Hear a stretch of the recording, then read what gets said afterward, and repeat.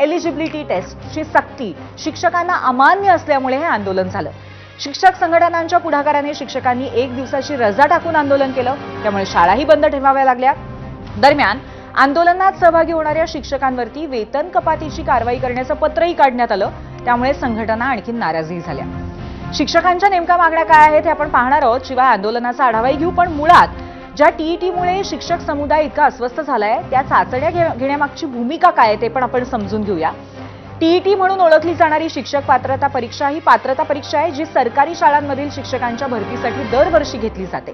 शिक्षण क्षेत्रामध्ये सुधारणा घडवून आणण्यासाठी सरकारने शिक्षक भरतीसाठी टीईटी परीक्षा घेतली आणि टीईटी परीक्षा राज्य सरकार तर सीटीईटी परीक्षा केंद्र सरकार घेत असतं। या परीक्षेमध्ये उत्तीर्ण होणारे उमेदवार पात्र मानले जातात आणि सरकारी शाळांमध्ये शिक्षक भरतीसाठी नियुक्त केले जातात।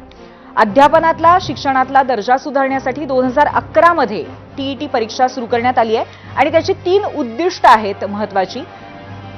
शिक्षकांच्या गुणवत्तेसाठी आणि भरतीसाठी राष्ट्रीय पातळीवरती एक बेंचमार्क आणि मानकं तयार करणं, एक स्टँडर्ड तयार करणं, शिक्षक शिक्षण संस्था आणि त्यांच्या विद्यार्थ्यांच्या कामगिरीच्या दर्जामध्ये आणखीन सुधारणा करण्यासाठी प्रोत्साहन देणं आणि शिक्षकांच्या गुणवत्तेवरती सरकारचं विशेष लक्ष आहे हे कुठेतरी सातत्याने जाणवून देणं हा पण त्याचा महत्त्वाचा भाग आहे। परंतु असं असतानाही या परीक्षा अमान्य आहेत शिक्षकांना आणि या संदर्भामध्ये शिक्षकांचं काय म्हणणं होतं, त्यांच्या काय अडचणी होत्या तेही आपण पाहूयात। 53 वर्षाखालच्या सर्व शिक्षकांना खासगी आणि सरकारी शाळेमध्ये रुजू होण्यासाठी ही चाचणी देणं अनिवार्य आहे असा आदेश सर्वोच्च न्यायालयाने दिलाय। पण यामुळे 20 वर्ष नोकरी करणाऱ्या शिक्षकांवरही पुन्हा परीक्षा देण्याची पाळी येते। त्यामुळे शिक्षकांच्या मनात धास्ती आहे, म्हणूनच यावर पुनर्विचार याचिका दाखल करण्याची शिक्षकांची मुख्य मागणी होती। याबरोबरच शैक्षणिक वर्ष चालू असताना अचानक संच मान्यतेचे अन्यायकारक निकष लावले जात आहेत, त्यानिमित्ताने हजारो शिक्षकांना अतिरिक्त ठरवलं जात आहे। त्यामुळे विषयाला शिक्षकच उरणार नाहीत, शाळांचं संपूर्ण नियोजन कोलमडेल अशी भीती शाळांना आहे। त्यामुळे अतिरिक्त शिक्षकांचं समायोजन करण्याची प्रक्रिया पुढे ढकलावी असंही शिक्षकांचं म्हणणं होतं। या व्यतिरिक्त आणखीन शिक्षकांच्या मागण्या काय काय आहेत ते आपण मीडिया सेंटरला पाहूयात।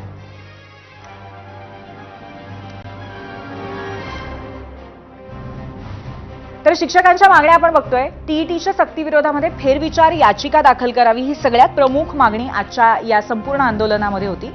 2024 चे संच मान्यता धोरण रद्द करावं असं सुद्धा शिक्षकांचं महत्त्वाचं म्हणणं होतं। शिक्षक सेवक योजना बंद करून नियमित भरती करावी असंही त्यांचं म्हणणं होतं।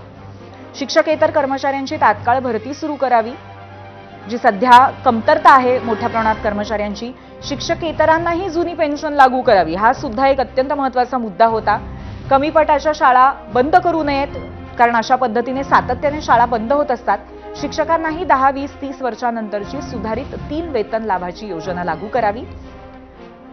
विषय पदवीधर शिक्षकांना पदवीधर वेतन श्रेणी भेदभाव न करता मंजूर करावी।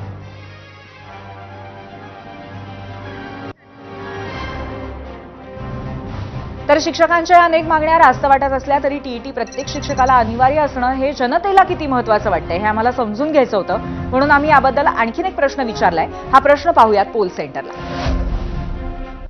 आजचा आपला दुसरा प्रश्न आंदोलनाच्या अनुषंगाने टीईटी विरोधात शिक्षक संघटनांचं राज्यव्यापी आंदोलन, टीईटी परीक्षा रद्द करण्याची मागणी आपल्याला पटते का? होय आणि नाही असे 2 पर्याय होते। थोड्याच वेळात आपण याचा कौलही पाहणार आहोत।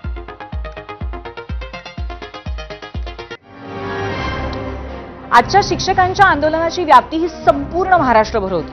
विदर्भामध्ये अगदी गोंदियापासून मुंबईपर्यंत वाया अमरावती, नांदेड, नाशिक, पुणे, कोल्हापूर सगळीकडे शिक्षकांनी एकजूट दाखवली आणि आपल्या मागण्यांना बळ दिलं। आंदोलकांनी मागण्या केल्या आणि शिक्षकांनी या पुढे करत असताना आंदोलनामध्ये सहभागी होणाऱ्या शिक्षकांचा 1 दिवसाचा पगार कापण्याचा सरकारचा जो निर्णय होता त्यावर सुद्धा नाराजी आंदोलकांची पाहायला मिळाली।